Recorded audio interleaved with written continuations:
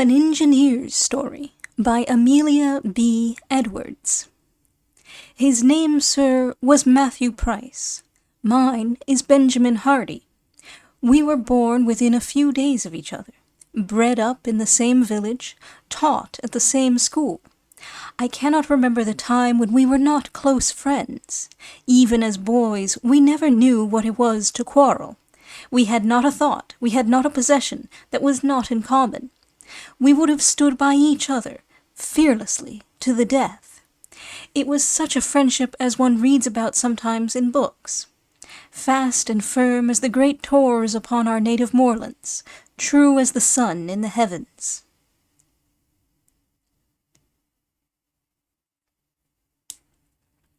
The name of our village was Chadley.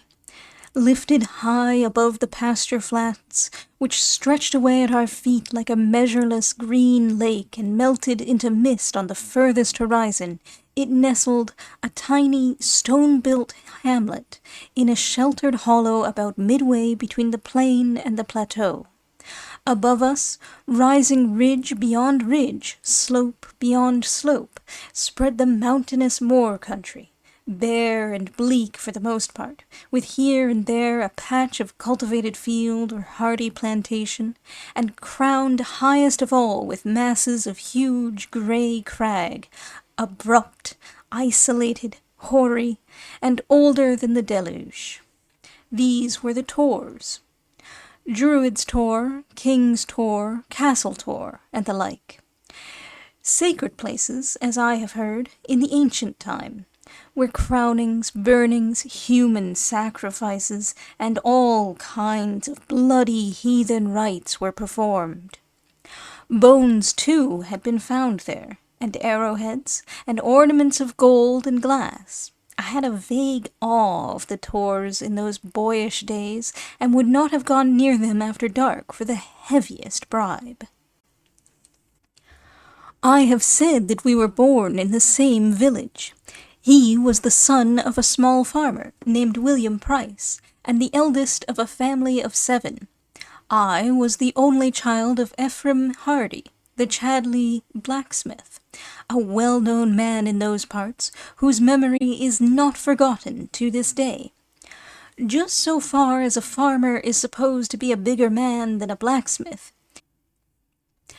Matt's father might be said to have a better standing than mine. But William Price, with his small holding and his 7 boys, was, in fact, as poor as many a day-labourer, whilst the blacksmith, well-to-do, bustling, popular, and open-handed, was a person of some importance in the place. All this, however, had nothing to do with Matt and myself. It never occurred to either of us that his jacket was out at elbows, or that our mutual funds came altogether from my pocket. It was enough for us that we sat on the same school bench, conned our tasks from the same primer, fought each other's battles, screened each other's faults, fished, nutted, played truant, robbed orchards and birds' nests together, and spent every half-hour, authorized or stolen, in each other's society. It was a happy time, but it could not go on forever. My father, being prosperous, resolved to put me forward in the world. I must know more and do better than himself. The forge was not good enough, the little world of Chadley not wide enough, for me. Thus it happened that I was still swinging the satchel when Matt was whistling at the plough, and that at last, when my future course was shaped out, we were separated, as it then seemed to us, for life.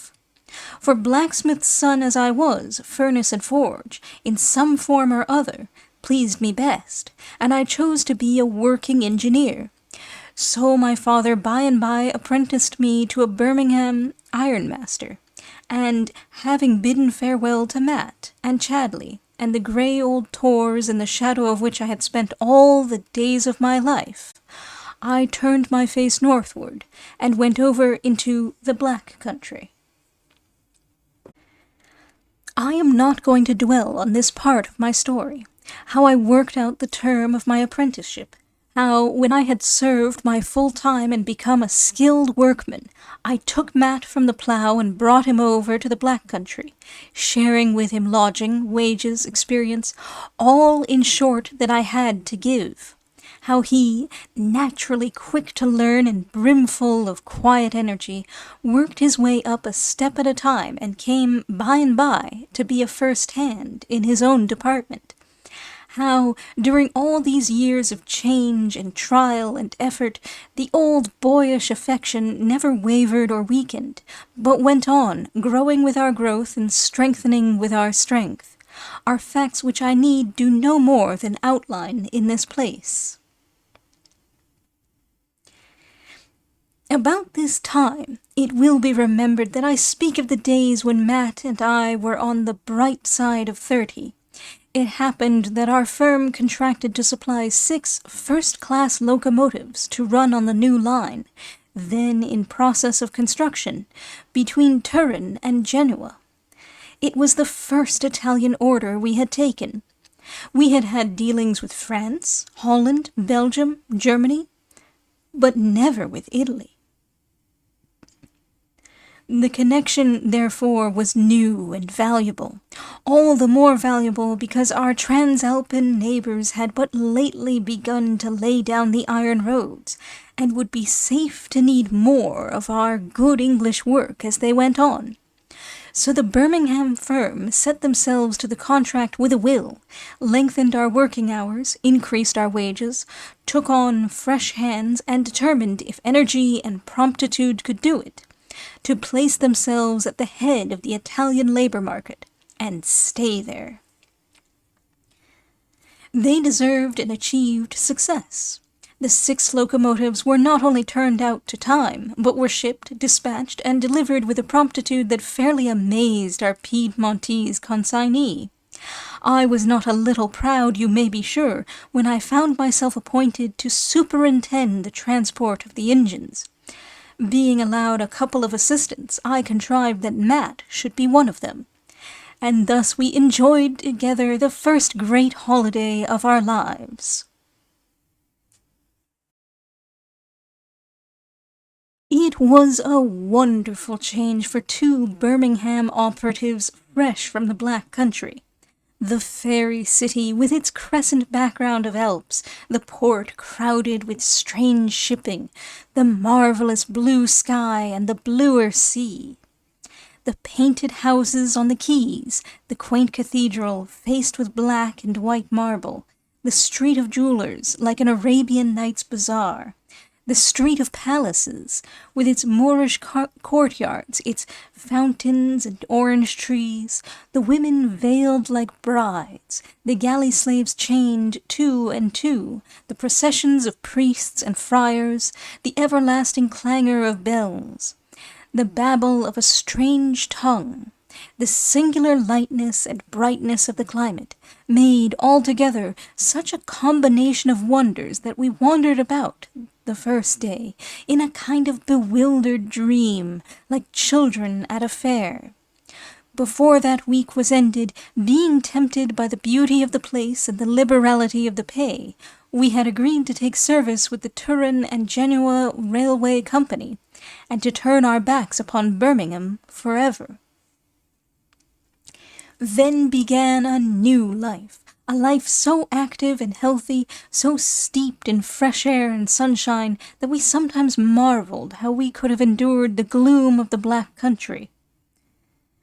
We were constantly up and down the line, now at Genoa, now at Turin, taking trial trips with the locomotives and placing our old experiences at the service of our new employers. In the meanwhile, we made Genoa our headquarters, and hired a couple of rooms over a small shop in a by-street sloping down to the quays. Such a busy little street, so steep and winding that no vehicles could pass through it, and so narrow that the sky looked like a mere strip of deep blue ribbon overhead. Every house in it, however, was a shop, where the goods encroached on the footway, or were piled about the door, or hung like tapestry from the balconies, and all day long, from dawn to dusk, an incessant stream of passers-by poured up and down between the port and the upper quarter of the city.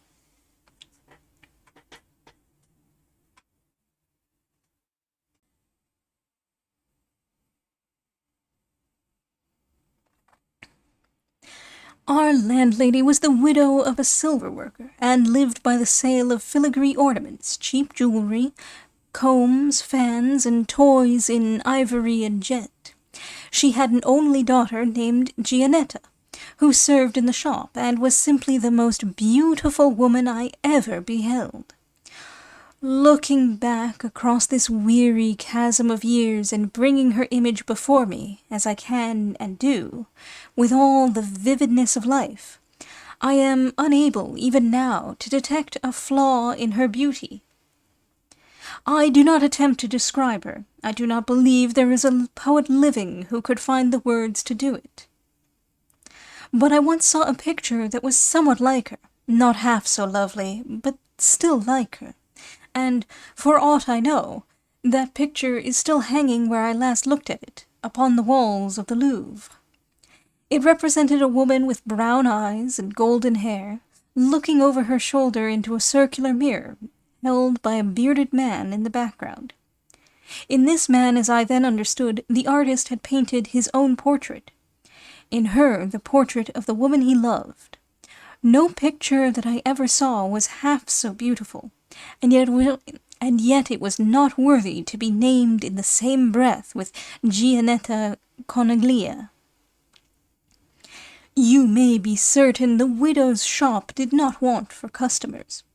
All Genoa knew how fair a face was to be seen behind that dingy little counter, and Gianetta, flirt as she was, had more lovers than she cared to remember, even by name.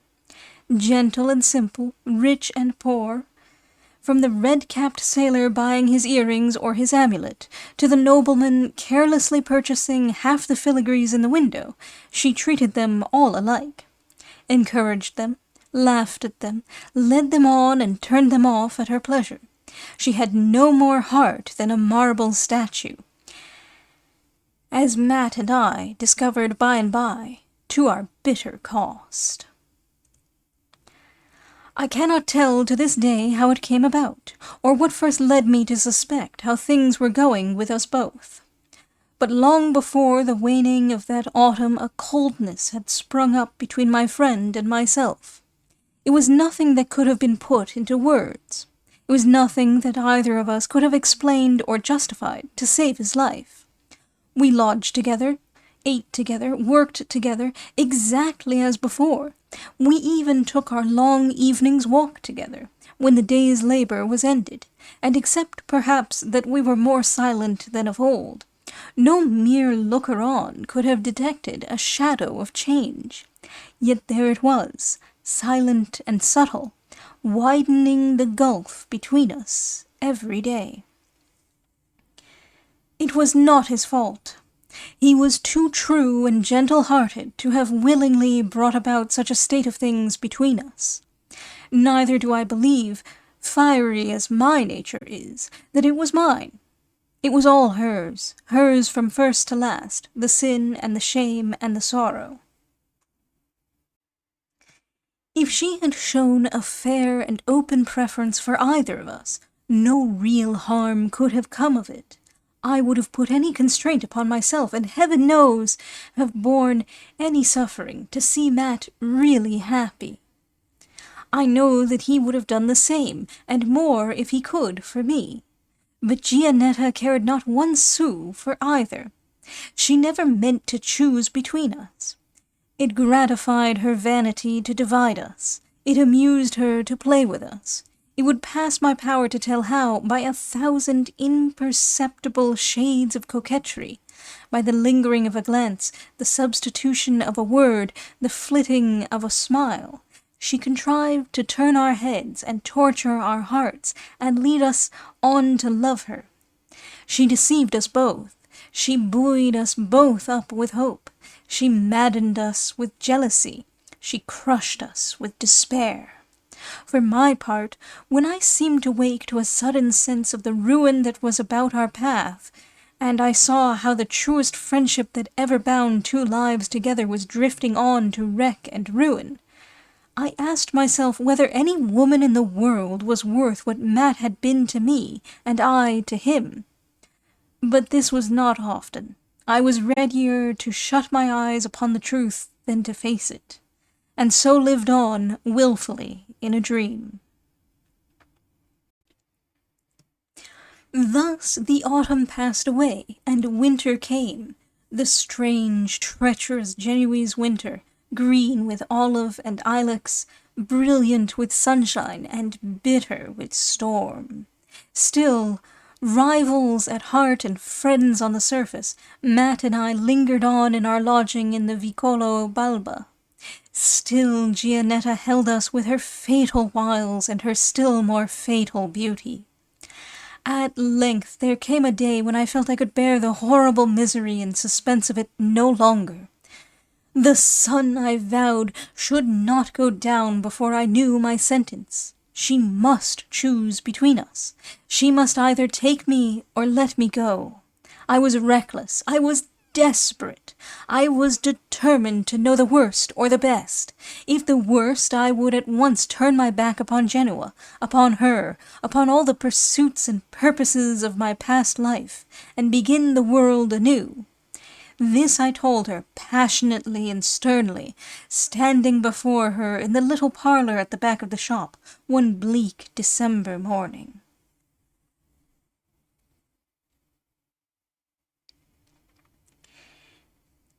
"If it's Matt whom you care for most," I said, "tell me so in one word, and I will never trouble you again. He is better worth your love. I am jealous and exacting. He is as trusting and unselfish as a woman. Speak, Gianetta. Am I to bid you good-bye forever and ever, or am I to write home to my mother in England, bidding her pray to God to bless the woman who has promised to be my wife?" "You plead your friend's cause well," she replied haughtily. "Matteo ought to be grateful. This is more than he ever did for you."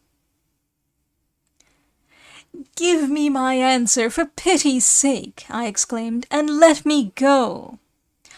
"You are free to go or stay, Signor Inglese," she replied.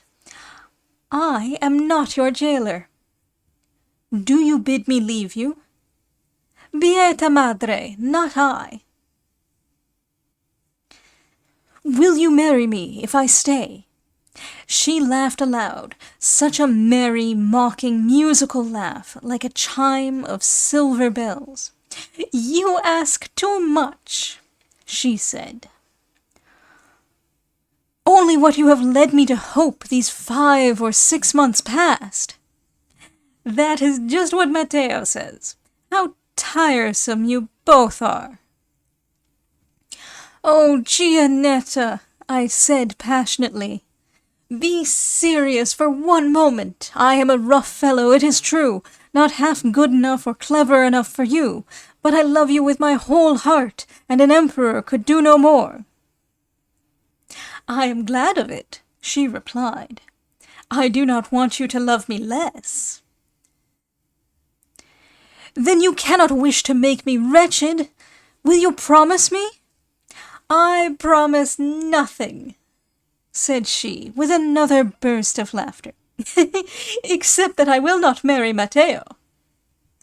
"Except that she would not marry Matteo. Only that. Not a word of hope for myself. Nothing but my friend's condemnation. I might get comfort and selfish triumph and some sort of base assurance out of that, if I could. And so, to my shame, I did. I grasped at the vain encouragement, and fool that I was, let her put me off again unanswered. From that day I gave up all effort at self-control, and let myself drift blindly on to destruction. At length things became so bad between Matt and myself that it seemed as if an open rupture must be at hand. We avoided each other, scarcely exchanged a dozen sentences in a day, and fell away from all our old familiar habits. At this time, I shudder to remember it. There were moments when I felt that I hated him. Thus, with the trouble deepening and widening between us day by day, another month or 5 weeks went by, and February came, and with February the carnival. They said in Genoa that it was a particularly dull carnival, and so it must have been, for, save a flag or two hung out in some of the principal streets, and a sort of festa look about the women, there were no special indications of the season. It was, I think, the second day when, having been on the line all the morning, I returned to Genoa at dusk and, to my surprise, found Matt Price on the platform. He came up to me and laid his hand on my arm. "You are in late," he said. "I have been waiting for you 3/4 of an hour. Shall we dine together today?" Impulsive as I am, this evidence of returning goodwill at once called up my better feelings. "With all my heart, Matt," I replied. "Shall we go to Gozzoli's?" "No, no," he said hurriedly. "Some quieter place. Some place where we can talk. I have something to say to you." I noticed now that he looked pale and agitated, and an uneasy sense of apprehension stole upon me. We decided on the Pescatore, a little out-of-the-way trattoria, down near the Molo Vecchio. There, in a dingy salon, frequented chiefly by seamen, and redolent of tobacco, we ordered our simple dinner. Matt scarcely swallowed a morsel, but calling presently for a bottle of Sicilian wine, drank eagerly. "Well, Matt," I said, as the last dish was placed on the table, "what news have you?" "Bad." "I guessed that from your face." "Bad for you, bad for me. Gianetta." "What of Gianetta?" He passed his hand nervously across his lips. "Gianetta is false, worse than false," he said in a hoarse voice. "She values an honest man's heart just as she values a flower for her hair. Wears it for a day, then throws it aside forever. She has cruelly wronged us both." "In what way? Good heavens, speak out!" "In the worst way that a woman can wrong those who love her. She has sold herself to the Marchese Loredano."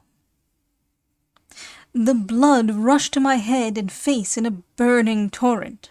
I could scarcely see, and dared not trust myself to speak. "I saw her going towards the cathedral," he went on hurriedly. "It was about 3 hours ago. I thought she might be going to confession, so I hung back and followed her at a distance. When she got inside, however, she went straight to the back of the pulpit, where this man was waiting for her. You remember him, an old man who used to haunt the shop a month or 2 back. Well, seeing how deep in conversation they were, and how they stood close under the pulpit with their backs towards the church, I fell into a passion of anger and went straight up the aisle, intending to say or do something, I scarcely knew what, but at all events to draw her arm through mine and take her home. When I came within a few feet, however, and found only a big pillar between myself and them, I paused. They could not see me, nor I them, but I could hear their voices distinctly, and I listened." "Well, and you heard?" "The terms of a shameful bargain. Beauty on the one side, gold on the other. So many 1,000 francs a year, a villa near Naples. It makes me sick to repeat it." And with a shudder he poured out another glass of wine and drank it at a draught.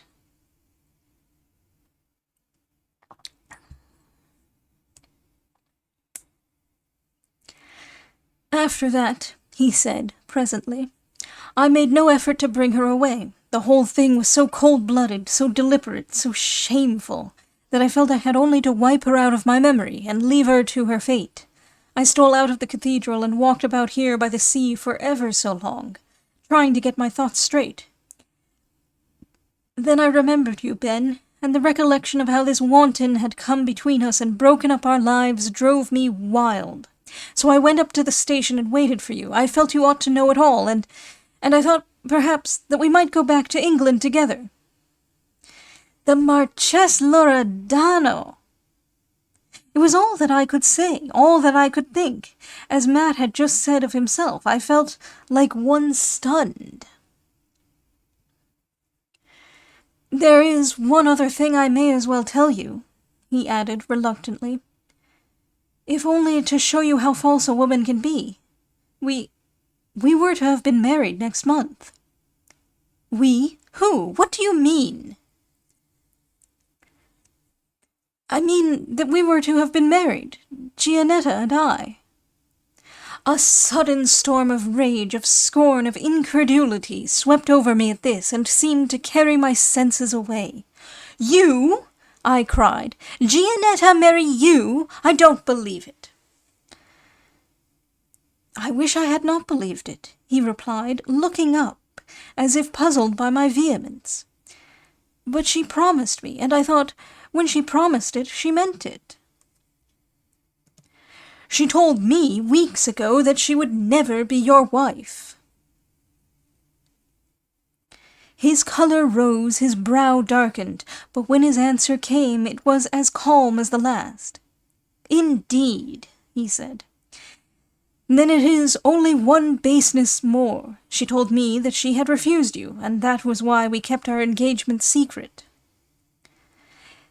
"Tell the truth, Matt Price," I said, well nigh beside myself with suspicion. "Confess that every word of this is false. Confess that Gianetta will not listen to you, and that you are afraid I may succeed where you have failed, as perhaps I shall after all." "Are you mad?" he exclaimed. "What do you mean?" "That I believe it's just a trick to get me away to England, that I don't credit a syllable of your story. You're a liar, and I hate you." He rose, and laying one hand on the back of his chair, looked me sternly in the face. "If you were not Benjamin Hardy," he said deliberately, "I would thrash you within an inch of your life." The words had no sooner passed his lips than I sprang at him. I have never been able distinctly to remember what followed. A curse, a blow, a struggle, a moment of blind fury, a cry, a confusion of tongues, a circle of strange faces. Then I see Matt lying back in the arms of a bystander, myself trembling and bewildered, the knife dropping from my grasp.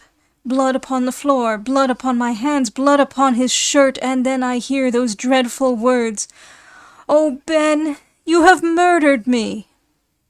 He did not die. At least, not there and then. He was carried to the nearest hospital and lay for some weeks between life and death. His case, they said, was difficult and dangerous. The knife had gone in just below the collarbone and pierced down into the lungs. He was not allowed to speak or turn, scarcely to breathe with freedom. He might not even lift his head to drink. I sat by him day and night all through that sorrowful time. I gave up my situation on the railway. I quitted my lodging in the Vicolo Balba. I tried to forget that such a woman as Gianetta Coneglia had ever drawn breath. I lived only for Matt, and he tried to live more, I believe, for my sake than his own. Thus, in the bitter, silent hours of pain and penitence, when no hand but mine approached his lips or smoothed his pillow, the old friendship came back with even more than its old trust and faithfulness. He forgave me, fully and freely, and I would thankfully have given my life for him. At length there came one bright spring morning when, dismissed as a convalescent, he tottered out through the hospital gates, leaning on my arm, and feeble as an infant. He was not cured. Neither, as I then learned to my horror and anguish, was it possible that he ever could be cured. He might live, with care, for some years. But the lungs were injured beyond hope of remedy, and a strong or healthy man he could never be again. These, spoken aside to me, were the parting words of the chief physician, who advised me to take him further south without delay. I took him to a little coast town called Rocca, some 30 miles beyond Genoa, a sheltered, lonely place along the Riviera, where the sea was even bluer than the sky, and the cliffs were green with strange tropical plants, cacti and aloes and Egyptian palms. Here we lodged in the house of a small tradesman, and Matt, to use his own words, set to work at getting well in good earnest. But alas, it was a work which no earnestness could forward. Day after day he went down to the beach, and sat for hours drinking the sea air and watching the sails that came and went in the offing. By and by he could go no further than the garden of the house in which we lived. A little later, and he spent his days on a couch beside the open window, waiting patiently for the end. Aye, for the end. It had come to that. He was fading fast, waning with the waning summer, and conscious that the reaper was at hand. His whole aim now was to soften the agony of my remorse, and prepare me for what must what a terrible time to stumble. His whole aim now was to soften the agony of my remorse, and prepare me for what must shortly come. I would not live longer if I could, he said, lying on his couch one summer evening and looking up to the stars. If I had my choice at this moment, I would ask to go. I should like Gianetta to know that I forgave her. She shall know it, I said, trembling suddenly from head to foot. He pressed my hand. And you'll write to father. I will. I had drawn a little back, that he might not see the tears raining down my cheeks, but he raised himself on his elbow and looked round. Don't fret, Ben, he whispered, laid his head back wearily upon the pillow, and so died. And this was the end of it. This was the end of all that made life life to me. I buried him there, in hearing of the wash of a strange sea on a strange shore. I stayed by the grave till the priest and the bystanders were gone.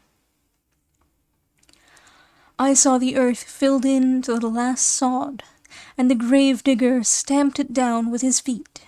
Then, and not till then, I felt that I had lost him forever, the friend I had loved and hated and slain. Then, and not till then, I knew that all rest and joy and hope were over for me.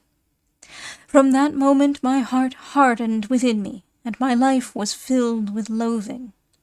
Day and night, land and sea, labor and rest, food and sleep, were alike hateful to me. It was the curse of Cain, and that my brother had pardoned me made it lie none the lighter. Peace on earth was for me no more, and goodwill towards men was dead in my heart forever. Remorse softens some natures, but it poisoned mine. I hated all mankind, but above all mankind, I hated the woman who had come between us two, and ruined both our lives.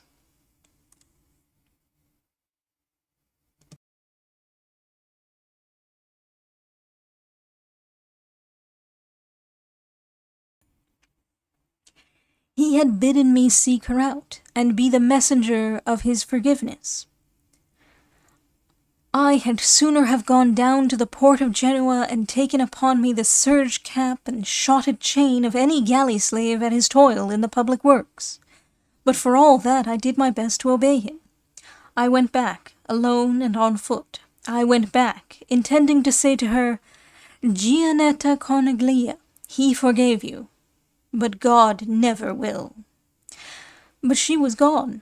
The little shop was let to a fresh occupant, and the neighbors only knew that mother and daughter had left the place quite suddenly, and that Gianetta was supposed to be under the protection of the Marchese Loredano. How I made inquiries here and there, how I heard that they had gone to Naples, and how, being restless and reckless of my time, I worked my passage in a French steamer, and followed her, how, having found the sumptuous villa that was now hers, I learned that she had left there some 10 days and gone to Paris, where the Marchese was ambassador for the two Sicilies. How, working my passage back again to Marseille, and thence, in part by the river and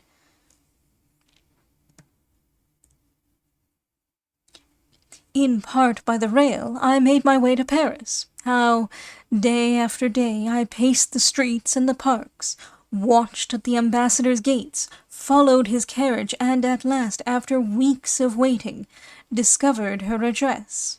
How, having written to request an interview, her servants spurned me from her door and flung my letter in my face. How, looking up at her windows, I then, instead of forgiving, solemnly cursed her with the bitterest curses my tongue could devise, and how, this done, I shook the dust of Paris from my feet, and became a wanderer upon the face of the earth, are facts which I have now no space to tell. The next 6 or 8 years of my life were shifting and unsettled enough. A morose and restless man, I took employment here and there, as opportunity offered, turning my hand to many things, and caring little what I earned, so long as the work was hard and the change incessant.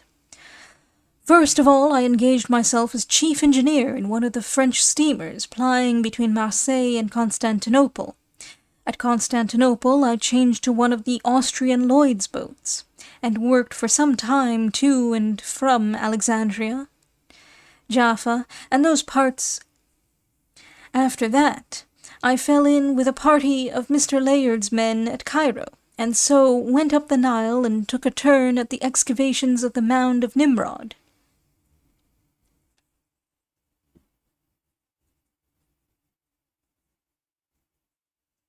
Then I became a working engineer on the new desert line between Alexandria and Suez, and by I worked my passage out to Bombay, and took service as an engine fitter on one of the great Indian railways.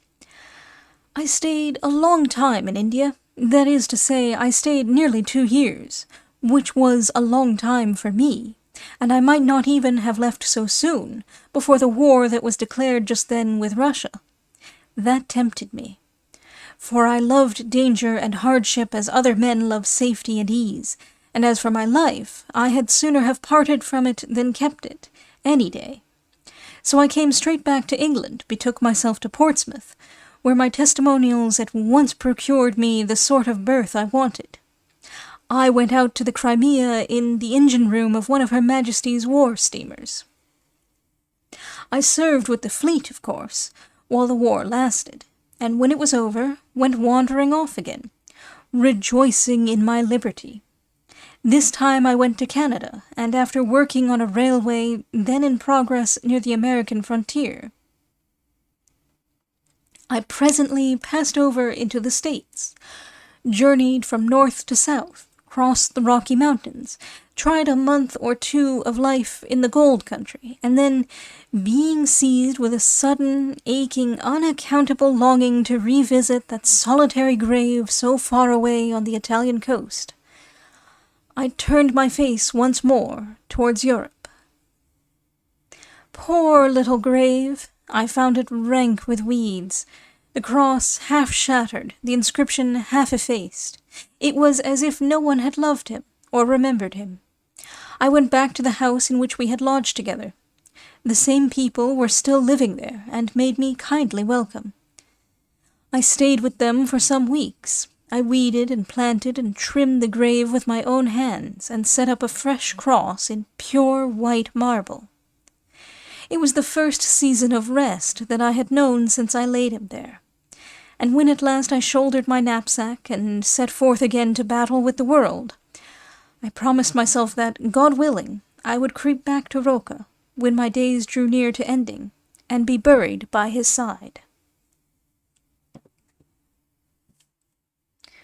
From hence, being perhaps a little less inclined than formerly for very distant parts, and willing to keep within reach of that grave, I went no farther than Mantua, where I engaged myself as an engine driver on the line, then not long completed, between that city and Venice. Somehow, although I had been trained to the working engineering, I preferred in these days to earn my bread by driving. I liked the excitement of it, the sense of power, the rush of the air, the roar of the fire, the flitting of the landscape. Above all, I enjoyed to drive a night express. The worse the weather, the better it suited with my sullen temper.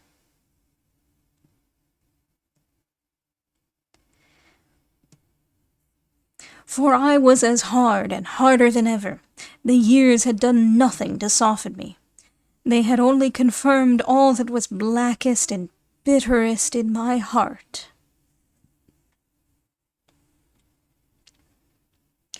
I continued pretty faithful to the Mantua line, and had been working on it steadily for more than 7 months, when that which I am now about to relate took place. It was in the month of March. The weather had been unsettled for some days past, and the nights stormy, and at one point along the line, near Ponte di Brenta, the waters had risen and swept away some 70 yards of embankment. Since this accident, the trains had all been obliged to stop at a certain spot between Padua and Ponte di Brenta, and the passengers with their luggage had thence to be transported in all kinds of vehicles by a circuitous country road to the nearest station on the other side of the gap, where another train and engine awaited them. This, of course, caused great confusion and annoyance, put all our timetables wrong, and subjected the public to a large amount of inconvenience. In the meanwhile, an army of navvies was drafted to the spot and worked day and night to repair the damage. At this time I was driving two through trains each day, namely one from Mantua to Venice in the early morning, and a return train from Venice to Mantua in the afternoon. A tolerably full day's work, covering about 190 miles of ground and occupying between 10 and 11 hours. I was, therefore, not best pleased when, on the 3rd or 4th day after the accident, I was informed that, in addition to my regular allowance of work, I should, that evening, be required to drive a special train to Venice. This special train, consisting of an engine, a single carriage, and a brake van, was to leave the Mantua platform at 11. At Padua, the passengers were to alight and find post-chaises waiting to convey them to Ponte di Brenta. At Ponte di Brenta, another engine, carriage, and brake van were to be in readiness. I was charged to accompany them throughout. "Corpo di Bacco," said the clerk who gave me my orders. "You need not look so black, man. You are certain of a handsome gratuity. Do you know who goes with you?" "Not I." "Not you, indeed. Why, it's the Duca Loredano, the Neapolitan ambassador." "Loredano?" I stammered. "What Loredano? There was a Marchese—" "Certo, he was the Marchese Loredano some years ago, but he has come into his dukedom since then." "He must be a very old man by this time." "Yes, he is old, but what of that? He is as hale and bright and stately as ever. You have seen him before?" "Yes," I said, turning away. "I have seen him years ago." "You have heard of his marriage?" I shook my head. The clerk chuckled, rubbed his hands, and shrugged his shoulders. "An extraordinary affair," he said. "Made a tremendous esclandre at the time. He married his mistress, quite a common vulgar girl, a Genoese, very handsome, but not received, of course. Nobody visits her." "Married her!" I exclaimed. "Impossible!" "True, I assure you." I put my hand to my head. I felt as if I had had a fall or a blow. Does she go tonight?" I faltered. "Oh, dear, yes, goes everywhere with him. Never lets him out of her sight. You'll see her. La bella duchessa." With this my informant laughed and rubbed his hands again and went back to his office. The day went by, I scarcely know how, except that my whole soul was in a tumult of rage and bitterness. I returned from my afternoon's work about 7:25, and at 10:30 I was once again at the station. I had examined the engine, given instructions to the fochista, or stoker, about the fire, seen to the supply of oil, and got all in readiness, when, just as I was about to compare my watch with the clock in the ticket office, a hand was laid upon my arm, and a voice in my ear said, "Are you the engine driver who is going on with this special train?"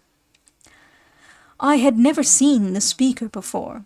He was a small, dark man, muffled up about the throat, with blue glasses, a large black beard, and his hat drawn low upon his eyes. "You are a poor man, I suppose," he said in a quick, eager whisper, "and, like other poor men, would not object to be better off. Would you like to earn a couple of 1,000 florins?" "In what way?" "You are to stop at Padua, are you not? And to go on again at Ponte di Brenta?" I nodded. "Suppose you did nothing of the kind. Suppose, instead of turning off the steam, you jump off the engine and let the train run on." "Impossible! There are 70 yards of embankment gone, and—" "Basta! I know that. Save yourself and let the train run on. It would be nothing but an accident." I turned hot and cold. I trembled, my heart beat fast, and my breath failed me. "Why do you tempt me?" I faltered. "For Italy's sake," he whispered. "For liberty's sake. I know you are no Italian, but for all that, you may be a friend. This Loredano is one of his country's bitterest enemies. Stay, here are the 2,000 florins." I thrust his hand back fiercely. "No, no," I said. "No blood money. If I do it neither for Italy nor for money, but for vengeance." "For vengeance," he repeated. At this moment the signal was given for backing up to the platform. I sprang to my place upon the engine without another word. When I again looked towards the spot where he had been standing, the stranger was gone. I saw them take their places, Duke and Duchess, secretary and priest, valet and maid. I saw the station-master bow them into the carriage and stand bareheaded beside the door. I could not distinguish their faces.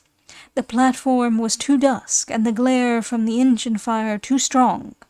But I recognized her stately figure and the poise of her head. Had I not been told who she was, I should have known her by those traits alone.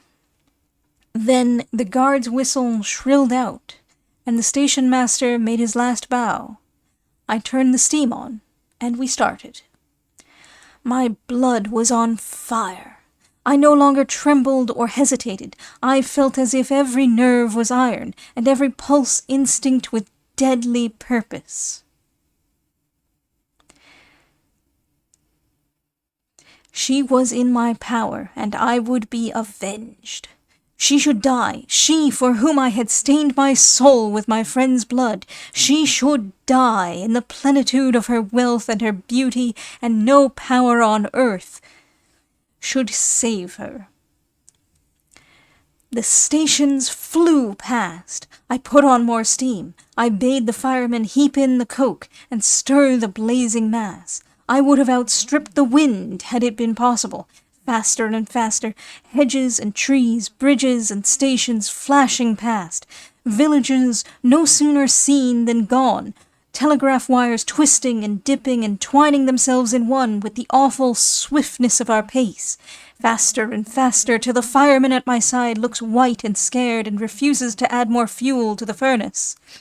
Faster and faster, till the wind rushes in our faces and drives the breath back upon our lips. I would have scorned to save myself. I meant to die with the rest, mad as I was, and I believe from my very soul that I was utterly mad for the time. I felt a passing pang of pity for the old man and his suite.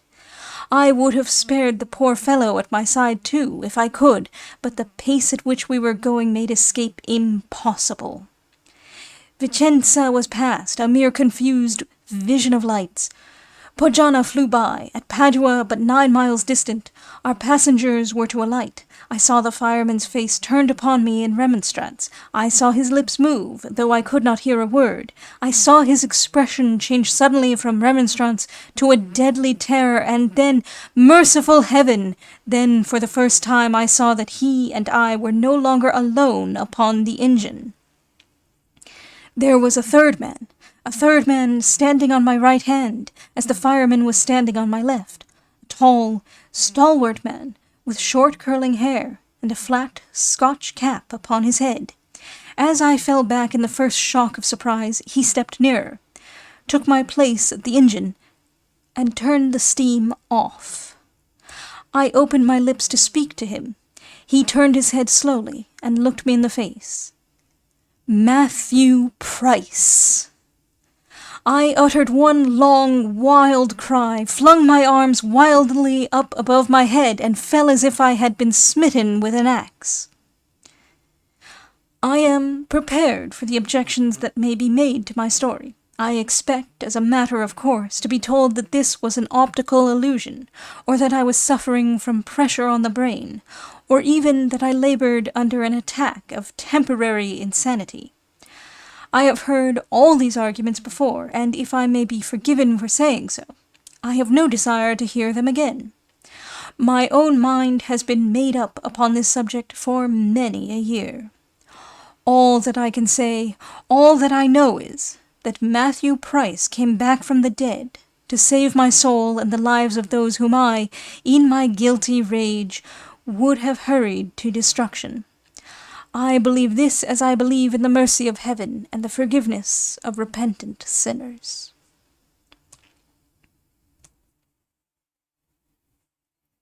Finis. That is the end of an engineer's story.